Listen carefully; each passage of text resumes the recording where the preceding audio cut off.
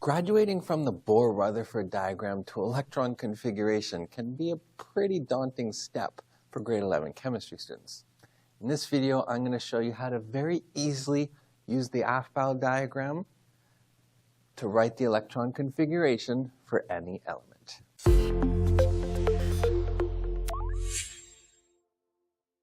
So drawing your Aufbau diagram isn't that hard. You have your three orbitals, S, P, D, and F. So when we start at the first orbit, you're just going to have S. In the second, you're going to add the next orbital. And in the third, the next orbital.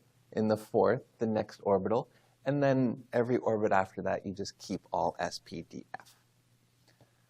Then you draw your diagonal lines. Coming up, 1S, 2S, 2P, 3S. And then keep drawing parallel lines like that.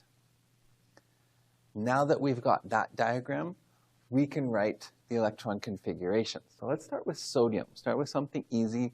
Sodium is sodium 11, so it has 11 electrons. So we need to place 11 electrons. So we're going to start with our first arrow, 1s. Now in our s orbital, we can place up to 2 electrons. So let's put those 2 in there.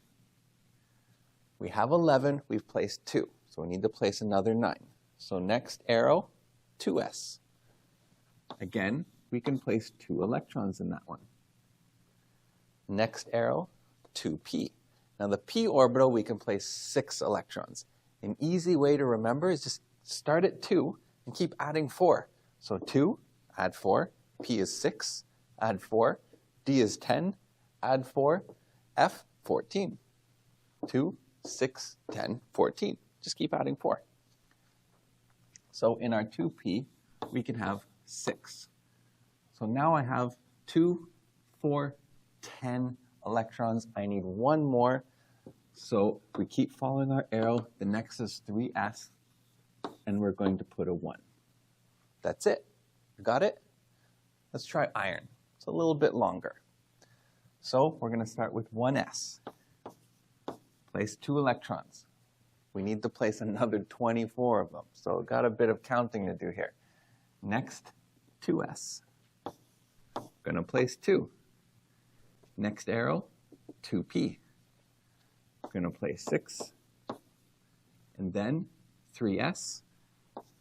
We're going to place 2. So far we placed 2, 4, 10, 12. So let's keep going. Next arrow is 3p.